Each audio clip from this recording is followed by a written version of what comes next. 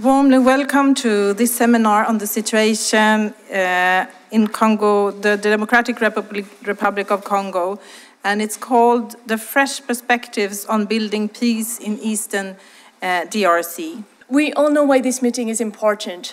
The Congo rarely hits the headlines, but the facts speak for themselves. The Congolese conflict is the deadliest conflict since World War II.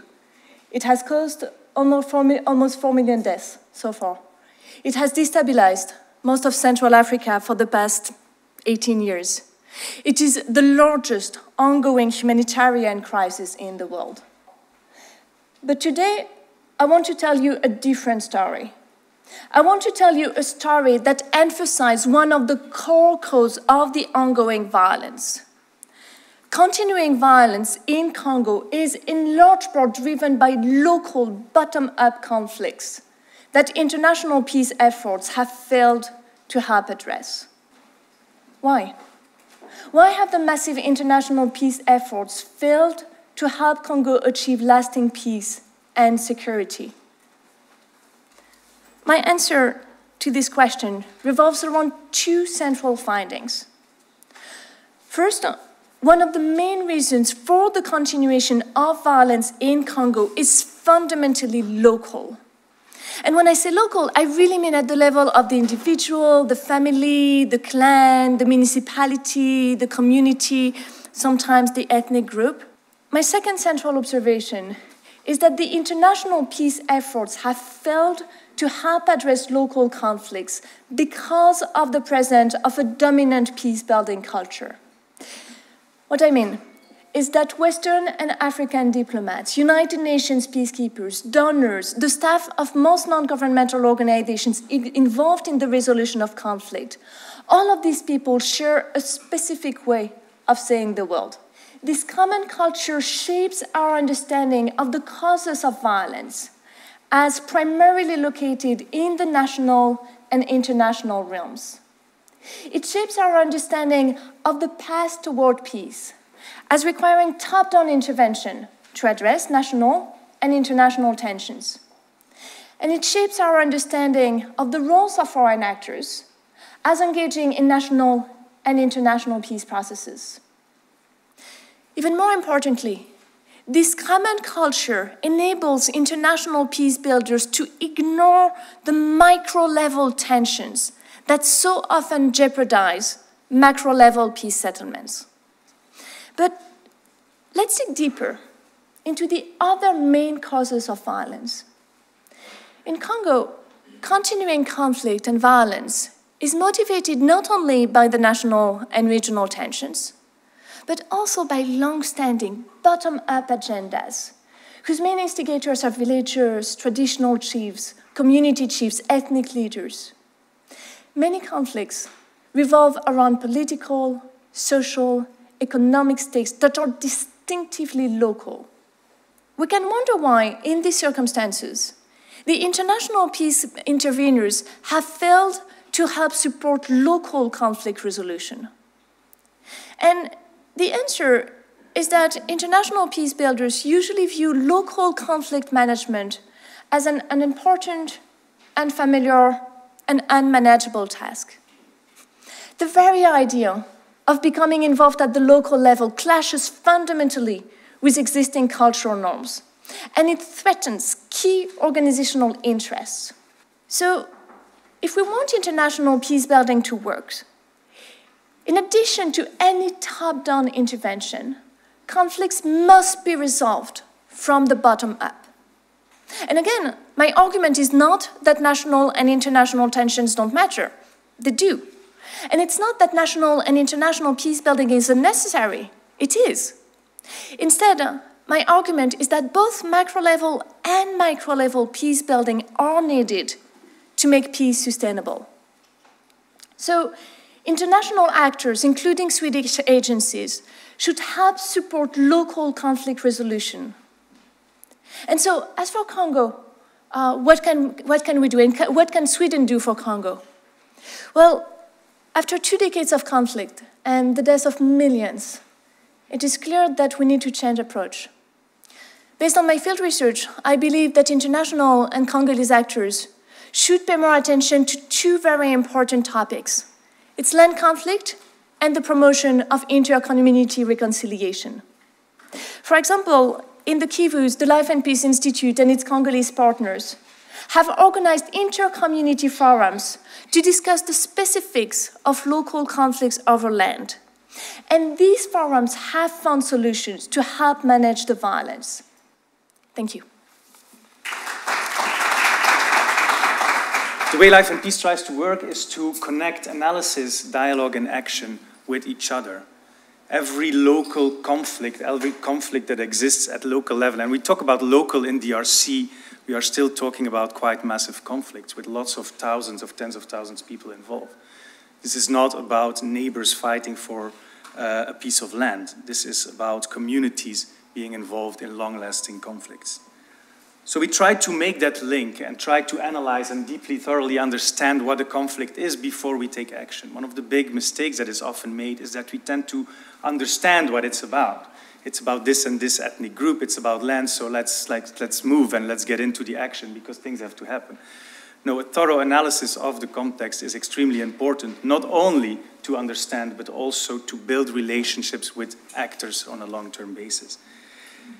Once that analysis is done, we try to encourage people to take up a dialogue, but only when they themselves are extremely ready and are ready to do it.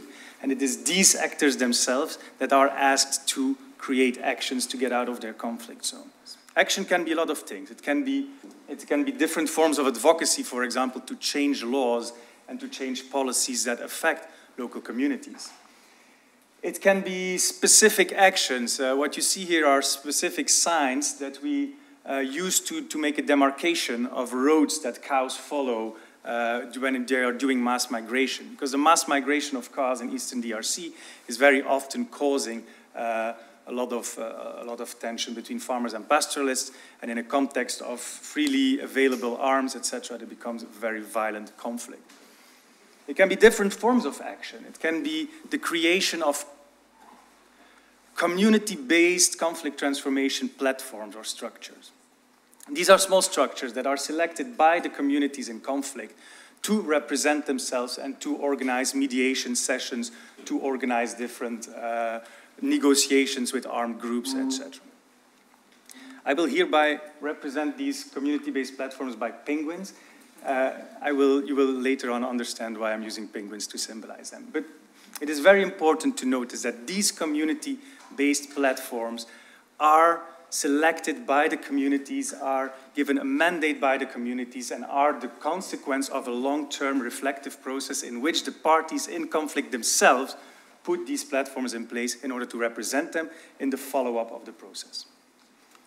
Or action can also be an extra analysis, a return into an analysis, because we don't really understand everything that has been analyzed or dialogued.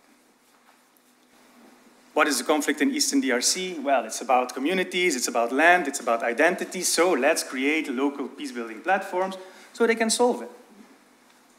Of course, that is a very simplified and not very thought-through reasoning. Because the international community and the donors that are actually listening to our calls, that way go for quick and easily identifiable results. These community-based platforms. They are pushing more and more for quantitative indicators, for the measurables. How many community-based platforms have been put in place? How many conflicts have they transformed?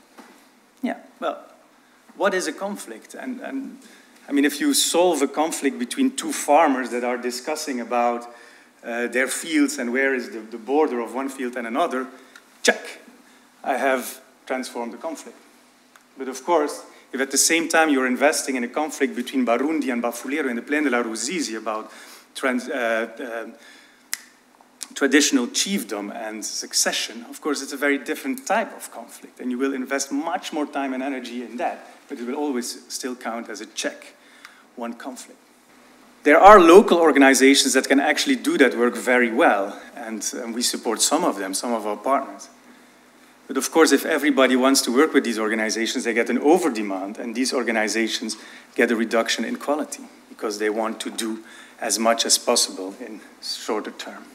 And then you get even perverser effects, and in a very politically incorrect manner, I refer to it as the sexual violencization of bottom-up peace building, which basically means that what you saw when sexual violence became a buzz for the international community and for the donor community, you saw an enormous amount of opportunistic actions that were not driven by an authentic concern for the victims of sexual violence, but they were there because funds were available. Organizations were created, and I saw with my own eyes that people were fighting for their victim of sexual violence.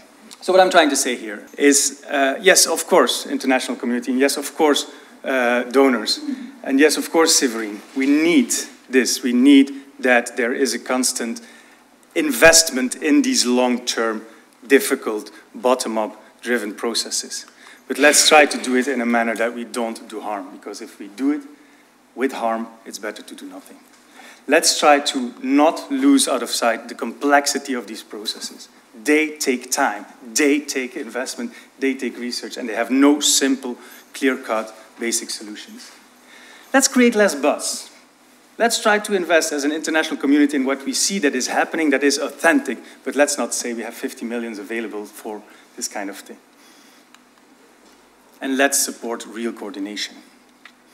There's a lot of things that are happening, there's a lot of overlap between the different actions, so let's make sure that this coordination remains authentic, and there I would almost be inclined to plead for the I4S system as an overall system that is actually working towards this stabilization of Eastern DRC with an emphasis on bottom-up peace building.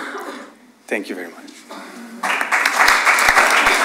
So I thank you for coming and for participating, and I look forward to have a new meeting about these issues. So thank you very much.